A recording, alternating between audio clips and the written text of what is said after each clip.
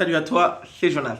Aujourd'hui, on va se poser la question, est-ce que je peux quand même progresser si je ne suis pas bon en service? Alors, avant cela, ce que je voulais dire, c'est que je parle des étapes dans mes vidéos, mais que souvent, la majorité des thèmes, je les invente pas. En fait, c'est souvent, je pars d'un joueur de mon club, donc qui est encore qui est passé, donc qui a une courbe de progression ou pas, etc. Donc là, c'est encore le cas aujourd'hui, donc c'était une petite parenthèse. Ou sinon des questions directement que les gens me posent dans les commentaires ou par mail, etc. Donc je parle souvent ou des choses que je vois, etc. à l'entraînement. Donc je parle majoritairement, ça sort pas de mon esprit, hein. C'est des choses que j'ai vues, donc j'imagine un thème qui est en lien avec un joueur, son évolution, la façon dont lui il a joué, il vit sa carrière tennis de table.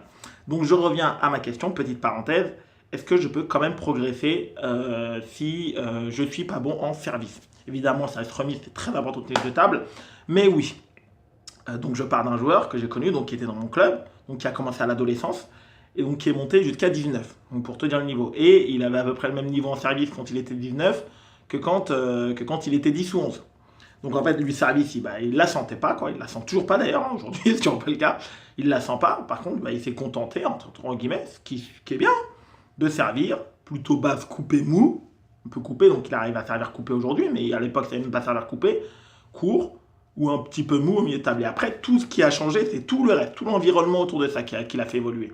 Au tout départ même, et pendant longtemps, il était même également très mauvais en remise. Donc ça, comme on dit souvent, les meilleurs serveurs sont les meilleurs remiseurs, parce qu'ils comprennent ce qui se passe, ils comprennent comment ils font manger les joueurs, et donc du coup, ça leur permet eux-mêmes de devenir des bons remiseurs. Il y a du vrai là-dedans quand même, au tennis de table, il y a du vrai là-dedans. Mais lui, donc, il a quand même bien sûr évolué en remise. Au tout départ, pour revenir à mon propos, il remettait, mais comme il me disait, je remettais comme je pouvais. Par contre, évidemment, derrière, il reculait au début, la balle elle montait, il se bagarrait, il ramenait des balles. Et quand tu te bagarres et que tu ramènes beaucoup de balles sur la table, tu gagnes des points et tu gagnes des classements tennis de table. C'est comme ça, c'est une vérité. C'est capable de ramener beaucoup de balles à mi-distance et après il a recommencé à avancer. Au fur et à mesure, évidemment, des classements, ce n'est pas resté comme ça. Il s'est amélioré en retour de service, il était beaucoup mieux, donc il avait moins besoin de reculer.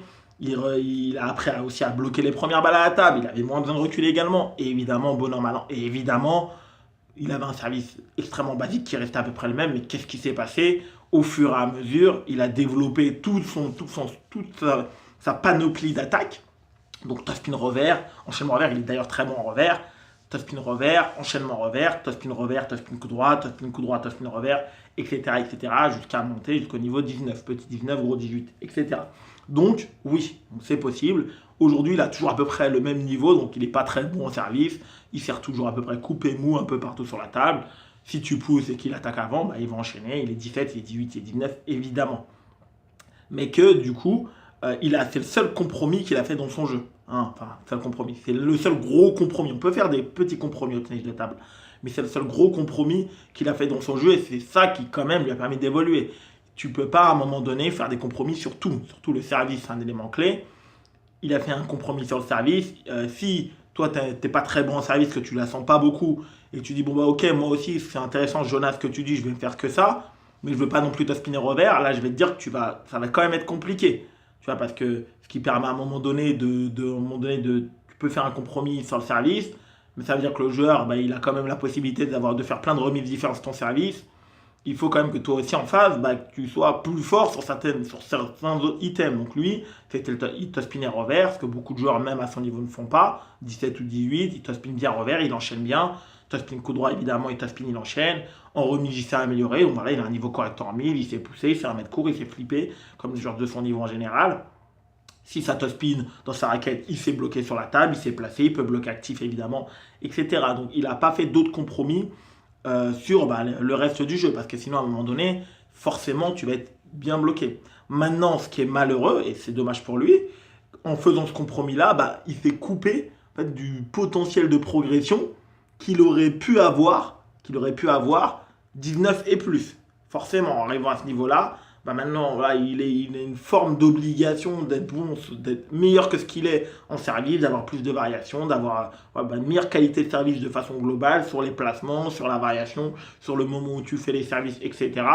Et en fait, il s'est coupé de ce champ de progression-là, donc entre 19 et plus. voilà, en mettant le service vraiment de côté, puisque vraiment il a gardé un service basique, il n'a pas pris le temps de s'entraîner dessus, etc. Il s'est vraiment concentré sur la remise, sur le top spin, sur les enchaînements. Et c'est vrai qu'il y a beaucoup à faire au tennis de table. Et donc, du coup, il s'est coupé de cette partie de progression-là, quoi, dans 19 et plus. Même si je me rends bien compte, je sais que pour beaucoup, pour vous, 19, 18, et pour la majorité d'entre vous, c'est déjà des excellents classements et des classements où vous évoluerez jamais. Donc ça, c'est à garder à l'esprit. Si à un moment donné, tu mets une partie aussi importante que le service ou la remise de côté, forcément à un moment donné, tu la mets vraiment de côté comme lui l'a fait, forcément à un moment donné, tu vas te couper d'une partie importante de ta progression.